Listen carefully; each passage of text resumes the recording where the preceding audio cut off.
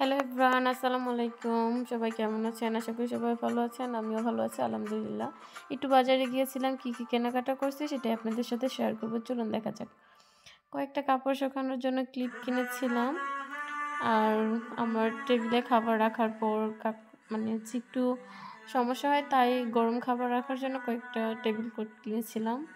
আর ছোট্ট একটা লবণ বাটি কিনেছিলাম, যেটা আমার অনেক পছন্দ হয়েছে।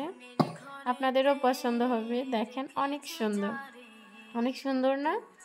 আমার অনেক পছন্দ হয়েছে, তাই এটা কিনেছিলাম।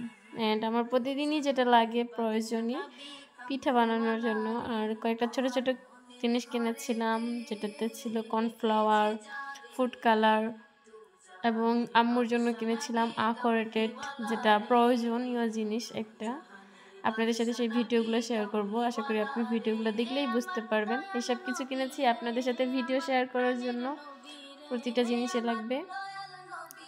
এই যে পাস্তা কিনেছি, তাই পাস্তার কয়েকটা মশলাও কিনে নিয়েছি সাথে। অ্যান্ড আরও অনেক কিছুই কিনেছি। বাসার জন্য টিস্যু কিনেছিলাম। টিস্যুটা সবসময় লাগে। টিস্যুটা ফুরিয়ে গেছে, তার জন্য। মূল কথা হচ্ছে যে আমি কিনতে গেছিলাম একটা প্যান কড়াই, কিন্তু অনেক কিছুই কেনা হয়ে গেছে। পাঁপড় কিনেছিলাম। আবার দেখলাম চটপটির ডাল। লোভ সামলাইতে না পারে কিছু কিনে নিয়ে নিলাম। অবশ্যই রেসিপি দিব আপনাদের সামনে। সুজি নিয়েছিলাম, সেই রেসিপিটাও আপনাদের সাথে শেয়ার করব। অবশ্যই আপনারা আমার ভিডিওটা দেখবেন। দেন আরও কয়েকটা রান্নাঘরের জন্য জিনিস নিয়েছিলাম। এই যে তেল ব্রাশ করার জন্য অ্যান্ড সব কিছু তৈরি করার জন্য দুটো ব্রাশ নিয়ে নিচ্ছি। অ্যান্ড এই যে কাঁটা চামচ বাসায় যদিও ছিল, তারপরও নিলাম, ভালো লাগছে এই জন্য। আর এই যে রোস্টের জন্য একটা চামচ নিয়ে নিয়েছিলাম, যেটা দিয়ে রোস্ট অনেক ইজি, বা যে কোনো কিছুর ক্ষেত্রেই সেটা প্রয়োজন হয়। অ্যান্ড এই যে ছোট ছোট কয়েকটা, যেটাকে বলা হয় যে কড়াই ধরার জন্য, আমাদের ভাষায় আমরা নেথা বলি। এখন আপনারা কি বলেন সেটা অবশ্যই কমেন্টে জানাবেন। অ্যান্ড একটা ছোট কড়াইও কিনেছি।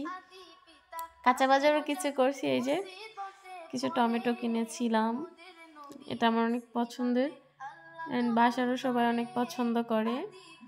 সাথে শুকনো মরিচ তো আমার অনেক পছন্দ। কার কার শুকনো মরিচ পছন্দ একটু জানাবেন আমাকে। আমি রোজ শুকনো মরিচ ভাতের সাথে খেয়ে থাকি, অনেক ভালো লাগে আমার। শুকনো মরিচের ফ্লেভার পেলেই কেমন যেন একটা শান্তি লাগে।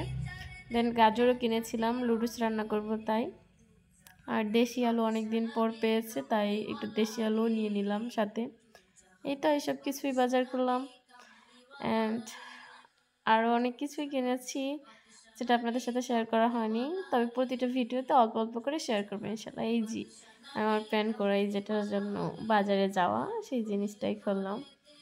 দেন আমি অনেক খুশি হয়েছি, অনেক সুন্দর একটা প্ল্যান করে কিনতে পেরেছি।